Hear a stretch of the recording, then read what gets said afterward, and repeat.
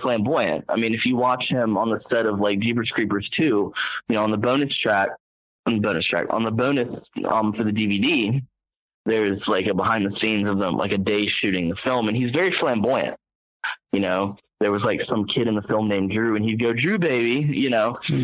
So maybe nobody knew what to expect. Maybe that was Victor, you know, Victor's gay, and maybe they just kind of assumed, okay, this is how he is, or I don't know. Like, it's really hard to wrap your head around why nobody would say anything. Yeah. Yeah. And it's like you mentioned, like you said, too, it was a different time back then. The show was like today. If I want to have a, you know, my daughter, she's 18 now, but when she was, you know, a young girl, and they want to have a sleepover, you know, like everything was everything had to be checked out, you know, and they come in the house and look around. You know, it's like, it's a whole new world than it was back in the 80s, man. That's for sure. Now you mentioned that Salva was filming him with pornography and oral sex. Was he charged with making those films? I think so. See, it's really odd. The issue with the charges was that he was charged on 11 counts, and he was only convicted on 4. Right. And I think I don't know. The last time I looked at his charges, I think it did mention filming, but you know, I don't think that was the majority of it. I think, you know, the majority of it was that he was touching him and, you know, doing what he was doing. He should have been convicted on all of them, but he received a plea bargain without Nathan or his family's knowledge. All right. At that point. It was all very under the table. Most of these cases, the average case of child molestation in the United States is a conviction, a sentence of 8 years. And they do about 3.5 years of that time, and then they get after 3.5 years. But in this case, he didn't even have to do it. He did a fraction of that, and it was in a hospital. It wasn't even in a prison. Yeah.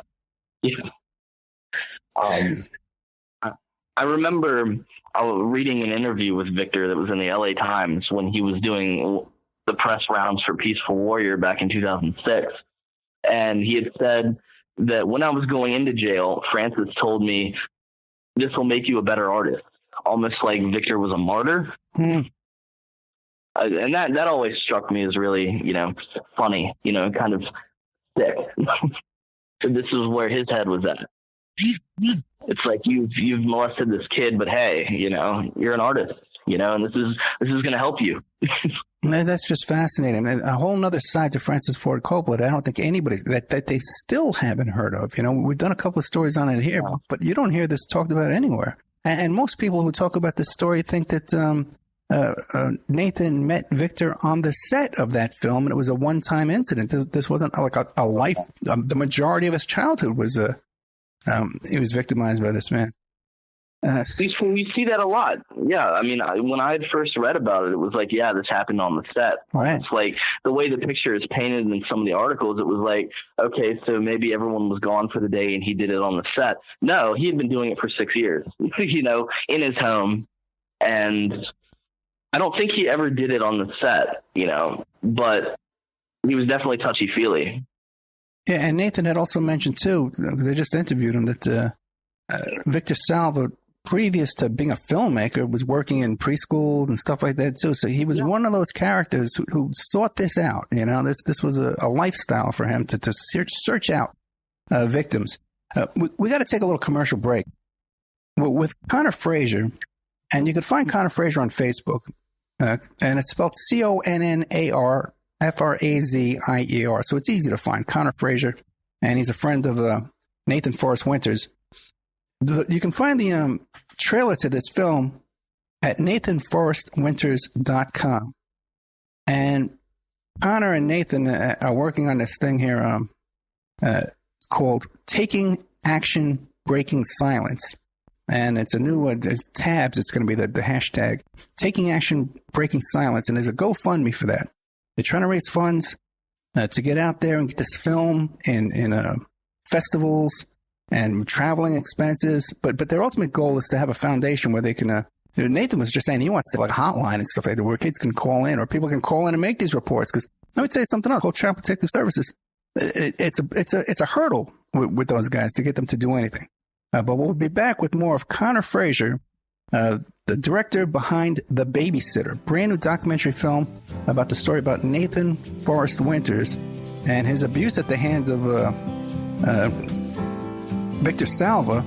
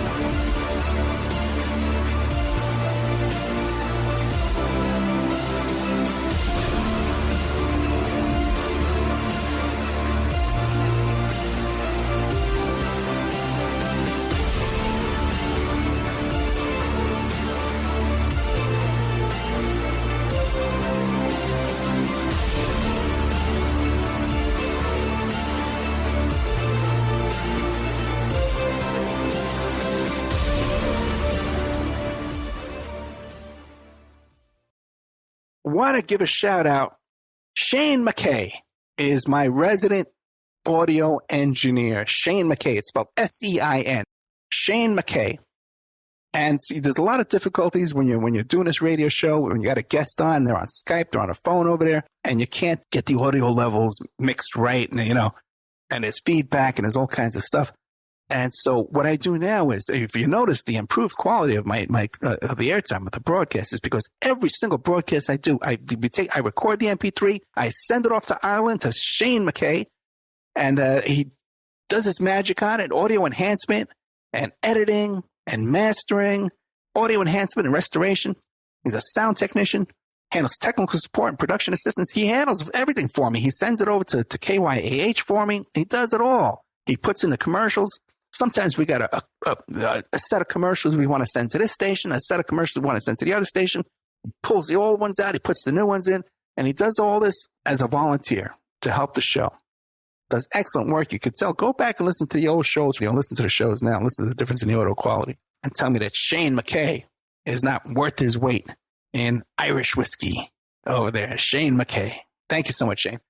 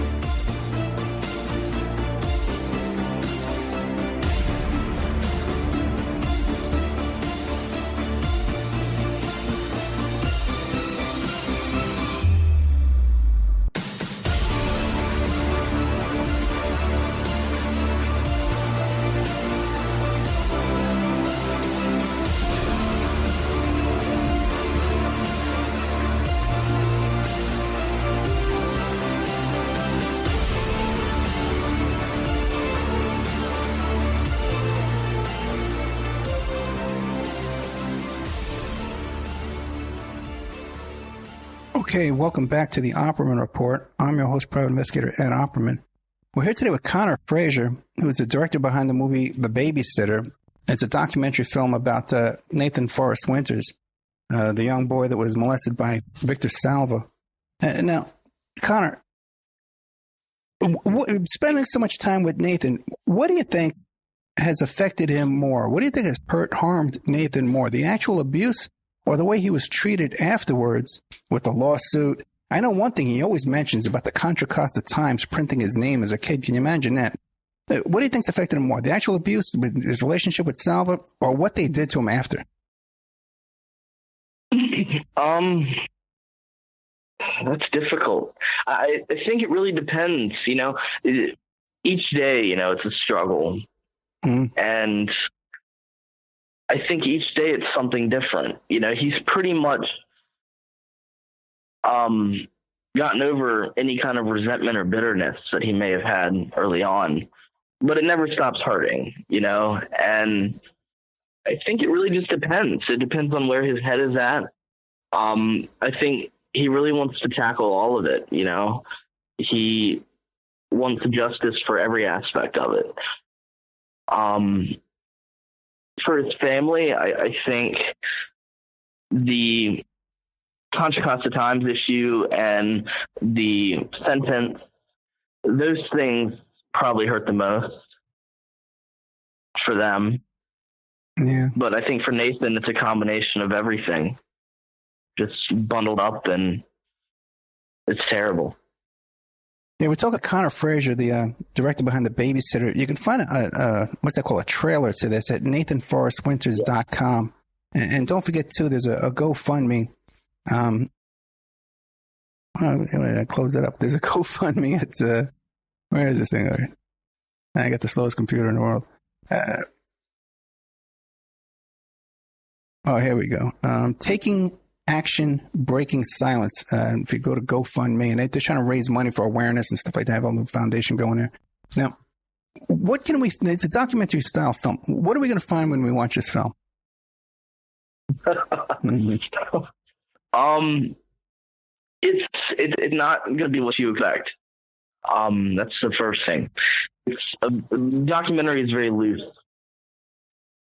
It's almost like a form of art therapy. It's very experimental. It's not, when we set out to do it, that was something we both agreed on, was that we don't want it to be like Nathan sitting under a light crying. We don't want it to be anything like that. So there isn't really any fancy lighting. There's no script. It was shot, with a cheap camera. And it was essentially me and him in a hotel room, kind of shacked up, not really leaving except for food and smokes and playing with dolls. It was like this form of art therapy. We had mannequins. We had like 5 different mannequins of varying sizes, but they were all child mannequins. And we had paint, and we had like strobe lights. It was Halloween time, so we were picking up all these different Halloween related things, lights and whatever else. We had masks, a couple like Halloween masks, and